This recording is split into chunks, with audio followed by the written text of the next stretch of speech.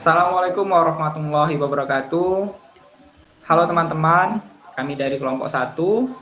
Di sini kami akan menjelaskan, mempresentasikan hasil diskusi kami pada mata kuliah perancangan dan pengembangan kurikulum matematika. Di sini mungkin sebelum kami menjelaskan, ada baiknya kita berkenalan terlebih dahulu. Oke, di sini dari kelompok 1 terdiri dari 5 anggota. Mungkin nanti teman-teman anggota kelompok 1 boleh say hi, kita sapa teman-teman kita semuanya.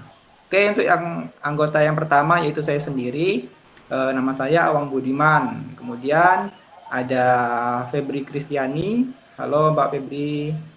Kemudian ada Ismi Nur Azizah. Kemudian ada Nanda Lorenza. Dan juga yang terakhir ada Mbak Nani Ayu Istiqomah. Oke, itu tadi anggota kelompok kami. Nah, kelompok 1 di sini kami akan menjelaskan mengenai prinsip relevansi pada pengembangan kurikulum. Nah, ada 3 poin pembahasan yang akan kami jelaskan. Adapun itu yang pertama yaitu mengenai pengertian prinsip relevansi itu sendiri, kemudian implementasinya, prinsip relevansi pada pembelajaran, dan yang ketiga rumusan prinsip relevansi. Jadi kami mohon teman-teman bisa menyimak dan mendengarkan penjelasan dari kelompok kami. Penjelasan akan dimulai dari Mbak Nanda, kemudian seterusnya hingga Mbak Febri. Oke, tanpa memperpanjang waktu, maka silakan kepada anggota kelompok 1 untuk menjelaskan, dimulai dari Mbak Nanda. Kepada Mbak Nanda dipersilahkan. Baik, terima kasih kepada moderator. Pada kesempatan kali ini, saya akan menyampaikan pengertian dari prinsip relevansi. Prinsip relevansi merupakan dasar yang paling dasar dalam sebuah kurikulum. Prinsip relevansi juga bisa dikatakan sebagai rohnya kurikulum, yang artinya apabila prinsip ini tidak terpenuhi dalam sebuah kurikulum, maka kurikulum tersebut tidak ada artinya atau kurikulum tersebut menjadi tidak bermakna. Pengertian dari prinsip relevansi itu sendiri adalah sebuah konsep penting dalam pendidikan mengenai kurikulum, di mana isi, metode pembelajaran, dan tujuan pembelajaran yang harus sesuai dengan ilmu pengetahuan dan teknologi atau IPTEK, serta pentingnya mengaitkan materi pembelajaran dengan masalah kontekstual agar pembelajaran lebih bermakna. Prinsip ini penting dalam memastikan bahwa pendidikan yang diberikan harus memiliki nilai dan manfaat dalam kehidupan siswa. Prinsip relevansi ini didasari pada pentingnya motivasi siswa agar dapat lebih mudah memahami pelajaran jika pembelajaran mengaitkan masalah matematika dengan masalah kontekstual atau yang dekat dengan kehidupan sehari-hari. Prinsip relevansi ini terbagi menjadi 2 jenis, yaitu prinsip relevansi eksternal dan prinsip relevansi internal. Untuk yang pertama, prinsip relevansi eksternal. Prinsip relevansi eksternal artinya kurikulum harus sesuai dengan tuntutan masyarakat yang ada pada masa kini ataupun kebutuhan yang diprediksi pada masa yang akan datang. Yang kedua, prinsip relevansi internal, yaitu kesesuaian antara komponen kurikulum itu sendiri. Kurikulum merupakan suatu sistem yang dibangun oleh subsistem dan komponen tujuan, isi, metode, dan evaluasi untuk mencapai tujuan tertentu, belajar dan kemampuan siswa. Kurikulum yang baik adalah kurikulum yang memenuhi syarat relevansi internal, yaitu adanya koherensi dan konsistensi antar komponennya. Hal ini harus diperhatikan karena setiap tujuan dalam komponen-komponen ini akan menyebabkan kurikulum tidak akan bisa mencapai tujuan secara optimal. Implikasi dari prinsip ini adalah para pengembang kurikulum harus memahami betul tentang jenis dan hakikat dari tujuan kurikulum, isi kurikulum, metode pembelajaran, dan sistem evaluasi. Mungkin hanya itu yang akan saya sampaikan mengenai prinsip dari relevansi. Selanjutnya saya kembalikan ke moderator. Oke, baik. Terima kasih kepada Mbak Nanda sudah menjelaskan mengenai pengertian dari prinsip relevansi itu sendiri. Nah, kemudian kita lanjut ke poin kedua, yaitu mengenai implementasi dari prinsip relevansi itu sendiri pada pembelajaran. Nah, di sini juga nanti akan diberikan contoh dari bentuk implementasi tersebut. Nah, bagian ini akan dijelaskan oleh Mbak Nani dan juga Mbak Ismi. Kepada Mbak Nani dan Mbak Ismi, dipersilahkan. Oke, terima kasih untuk moderator. Baik, selanjutnya adalah implementasi kurikulum dalam pembelajaran. Menjadi seorang guru, kita harus dapat menerapkan relevansi dalam proses pembelajaran, yaitu pembelajaran yang menekankan pentingnya sebuah materi yang relevan dan bermakna bagi peserta didik. Mengimplementasikan prinsip relevansi dalam pembelajaran dapat meningkatkan motivasi, pemahaman, dan retensi informasi bagi peserta didik. Berikut adalah penerapan relevansi dalam pembelajaran, yaitu menyusun alur pembelajaran dengan menggunakan metode pembelajaran yang relevan dengan tujuan pembelajaran. Dengan adanya tujuan pembelajaran yang jelas dan spesifik, peserta didik dapat melihat nilai dan relevansi materi pembelajaran dalam kehidupan mereka sehari-hari. Selanjutnya, menyusun alat evaluasi yang relevan dan dapat mengukur dengan baik capaian pembelajaran. Artinya, dengan menggunakan metode evaluasi yang relevan dengan materi yang diajarkan, kita harus pastikan pertanyaan atau tugas evaluasi itu sendiri untuk memeriksa pemahaman peserta didik terhadap konsep-konsep yang relevan. Sehingga kita harus memilih materi yang relevan dengan kebutuhan, minat, dan pengalaman peserta didik itu sendiri. Kita harus menghindari informasi yang relevan atau terlalu mendalam jika tidak diperlukan. Selanjutnya yaitu melakukan pembelajaran yang sesuai dengan lingkungannya siswa, yaitu melakukan pembelajaran yang sesuai dengan kondisi tempat tinggal siswa itu sendiri. Guru harus berusaha memahami latar belakang sosial, budaya, ekonomi, dan lingkungan keluarga siswa. Ini akan membantu dalam menyusun pendekatan metode pembelajaran yang lebih sesuai. Selanjutnya, untuk contoh implementasi dalam pembelajarannya akan dijelaskan oleh Saudara Ismi. Kepada Saudara Ismi, kami persilakan. Baik, terima kasih Mbak Nani. Di sini saya akan menjelaskan contoh-contohnya. Jadi untuk yang pertama tadi, guru bisa menyusun alur pembelajaran menggunakan metode pembelajaran yang relevan dengan tujuan pembelajaran. Nah, di sini misalnya kita tetapkan dulu tujuan pembelajarannya. Kita ambil suatu contoh materi persamaan linier. Berarti tujuan dari kita mengajarkan materi persamaan linier adalah siswa dapat memahami konsep persamaan linier itu sendiri. Nah, dalam hal ini, guru bisa membuat suatu alur atau metode pembelajaran. Dimulai dari yang pertama, mungkin guru bisa melakukan pendahuluan. Pendahuluan itu bisa guru menjelaskan apa itu persamaan linier. Kemudian bisa juga menjelaskan konsep-konsep dasarnya seperti variabel, konstanta, dan juga koefisien.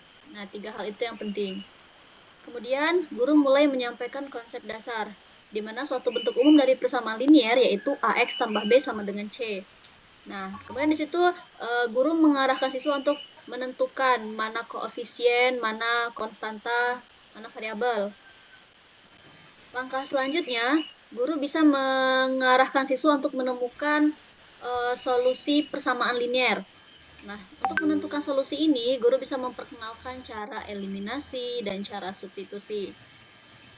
Kemudian, guru bisa memberikan latihan kepada siswa. Bisa dengan contoh-contoh yang langsung menggunakan persamaan linier itu sendiri, atau guru bisa untuk soal yang lebih tingginya lagi, guru bisa memberikan soal konteks nyata. Jadi di situ dibuat soal cerita. Misalnya, ibu membeli 2 kilo tepung dan 5 kilo gula. Terus ibu beli lagi 5 kilo tepung dan 7 kilo gula misalnya. Nanti harganya berapa? Nanti Di situ akan ditentukan berapa harga 1 kilo tepung dan berapa harga 1 kilo gula, misalnya seperti itu. Nah, setelah itu, guru bisa melakukan evaluasi dan penilaian terhadap siswa. Kemudian guru bisa memberikan memberikan latihan-latihan soal lagi yang lebih tinggi tentunya tingkat kesulitannya. Oke, kemudian untuk yang kedua itu adalah menyusun alat evaluasi yang relevan dan dapat mengukur dengan baik capaian pembelajaran. Nah, di sini kan tadi kita menerapkan konsep ya kepada siswa. Jadi di sini guru bisa membuat alat evaluasi. Nah, alat evaluasinya itu bisa dengan memberikan soal-soal, kemudian guru bisa memberikan format evaluasinya bisa seperti tes tertulis, project, tugas, dan lain-lain. Nah, soal itu bisa saja berupa pilihan ganda, bisa berupa esai, ataupun soal-soal aplikasi. Kemudian, soal-soal ini juga harus bisa mengukur tingkat pemahaman siswa, mulai dari soal-soal yang tingkat mudah, sedang, sukar, ekstrim. Guru juga harus mempertimbangkan waktu, misalnya soal tersebut harus dikerjakan dalam berapa menit atau berapa jam. Langkah selanjutnya, siswa itu bisa, guru bisa memberikan evaluasi dan memberikan umpan balik kepada siswa. Jadi, guru bisa memberikan mungkin kritikan dan saran atas evaluasi pembelajaran selama ini yang telah dilakukan. Oke, selanjutnya yang ketiga itu adalah melakukan pembelajaran yang sesuai dengan lingkungan siswa. Nah, dalam hal ini pemilihan konteks yang dekat dengan siswa sangatlah penting bagi seorang guru. Kenapa? Karena misalnya untuk siswa di daerah Bengkulu, tentunya mereka akan lebih mengenal adat istiadat mereka sendiri ataupun lingkungan mereka sendiri. Contohnya, dalam pembuatan soal-soal bisa menggunakan tabot misalnya atau tarian daerah khas Bengkulu. Karena jika misalnya kita menggunakan misalnya Monas ataupun kereta api, kan di Bengkulu belum ada Monas dan kereta api tersebut. Tentu siswa akan susah untuk membayangkan berapa tinggi Monas, sedangkan mereka saja belum pernah melihat langsung Monas tersebut. Jadi guru harus bisa memilih konteks yang tepat untuk siswa. Ya, sekian penjelasan contoh dari saya. Saya kembalikan ke Awang.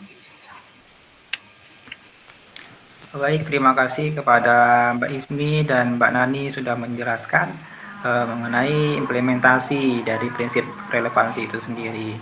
Nah, dan terakhir kita akan membahas mengenai rumusan dari prinsip relevansi itu di suatu sekolah.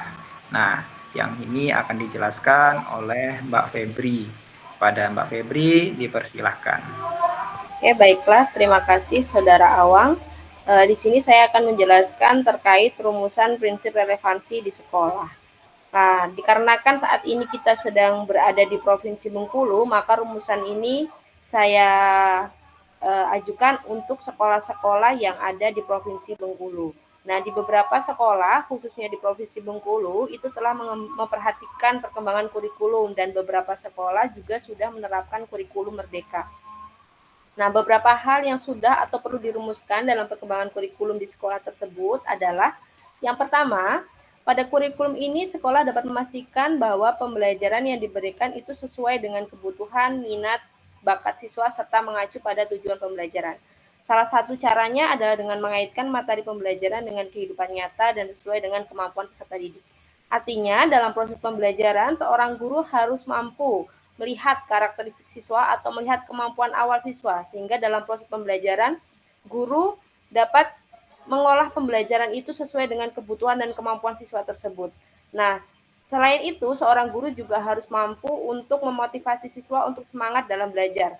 Salah satu cara untuk memotivasi siswa atau cara untuk meningkatkan minat siswa dalam belajar itu adalah dengan mengaitkan materi pembelajaran itu dengan kehidupan nyata. Ketika seorang guru mengaitkan pembelajaran dengan kehidupan nyata, itu akan menumbuhkan motivasi siswa, dan siswa akan termotivasi untuk belajar karena mereka mengetahui akan kegunaan dari pembelajaran yang sedang mereka lakukan.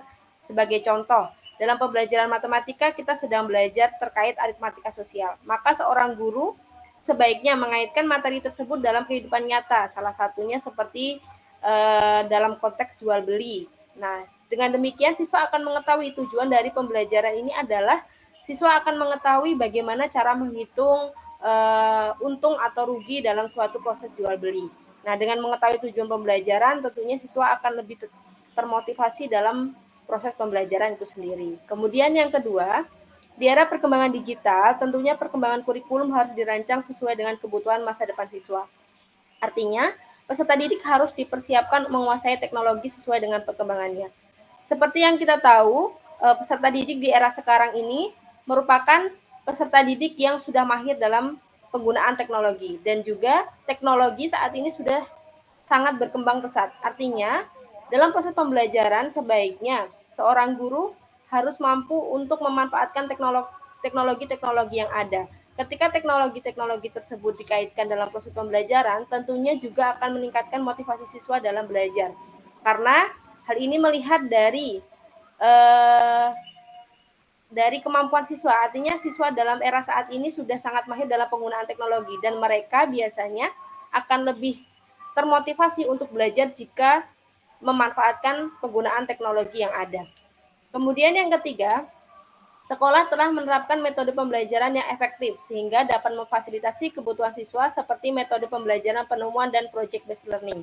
Selain itu, dalam proses pembelajaran, peserta didik diberikan ruang untuk mengembangkan keterampilannya seperti komunikasi, kerjasama, dan pemecahan masalah.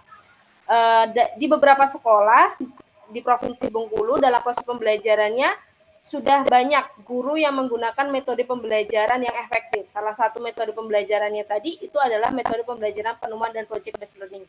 Nah, biasanya di dalam model pembelajaran project-based learning ini, nantinya itu akan memfasilitasi siswa dalam mengembangkan keterampilan mereka dan juga meningkatkan kemampuan mereka dalam melakukan pemecahan masalah. Selain itu, dalam pembelajaran project-based learning ini juga itu akan menjadi ruang bagi mereka untuk meningkatkan kemampuan komunikasi mereka. Artinya di dalam pembelajaran mereka akan berkomunikasi antar kelompok dan dengan menyampaikan pendapat mereka masing-masing sehingga mereka mendapatkan suatu kesimpulan yang tepat atau proyek yang sesuai. Dan selain itu di dalam pembelajaran proyek juga nanti di situ akan meningkatkan kreativitas siswa dan siswa akan lebih aktif dalam proses pembelajaran dan terciptanya kerjasama. Nah, selain itu juga dalam pembelajaran project-based learning ini, siswa mampu memecahkan masalah secara mandiri. Artinya pembelajaran itu dilakukan oleh siswa secara mandiri dan guru di sini guru itu hanya sebagai fasilitas saja. Kemudian yang keempat itu sekolah tersebut harus memperhatikan dan beradaptasi dengan perkembangan sosial ekonomi yang ada di daerah Bengkulu yang relevan dengan mata pelajaran yang diajarkan. Artinya dalam proses pembelajaran tentunya sekolah harus melihat bagaimana sih perkembangan sosial ekonomi yang ada di daerah Bengkulu itu sendiri. Selain sosial ekonomi juga mungkin sekolah dapat memperhatikan terkait keadaan geografis dan juga budaya yang ada di Bengkulu. Sekolah juga dalam proses pembelajaran juga bisa mengaitkan proses pembelajaran dengan seperti tablet dan sebagainya. Ketika keadaan ekonomi sosial di daerah itu meningkat atau berkembang, tentunya dalam proses pembelajaran juga harus mengikuti atau beradaptasi terkait perkembangan sosial ekonomi tersebut. Saya rasa cukup untuk penjelasan terkait rumusan prinsip relevansi ini. Saya kembalikan ke moderator. Baik, terima kasih atas penjelasannya Mbak Febri mengenai rumusan dari prinsip relevansi pada pembelajaran di sekolah atau sekolah. Jadi itu tadi penjelasan mengenai pengertian dan juga implementasi, dan yang terakhir yaitu adalah rumusan. Nah, untuk teman-teman mungkin inilah tadi penjelasan presentasi dari kelompok kami, kelompok 1. Mungkin kami mohon untuk teman-teman bisa menyimak dan memperhatikan penjelasan dari kami. Kemudian juga kami berharap ada saran, masukan, ataupun tanggapan dari teman-teman dari hasil diskusi kami. Diskusinya pada kesempatan ini kami cukupkan. Kami dari kelompok 1 pamit. Apabila ada kesalahan kata atau penyampaian, dan mohon maaf. Saya akhiri. Assalamualaikum warahmatullahi wabarakatuh.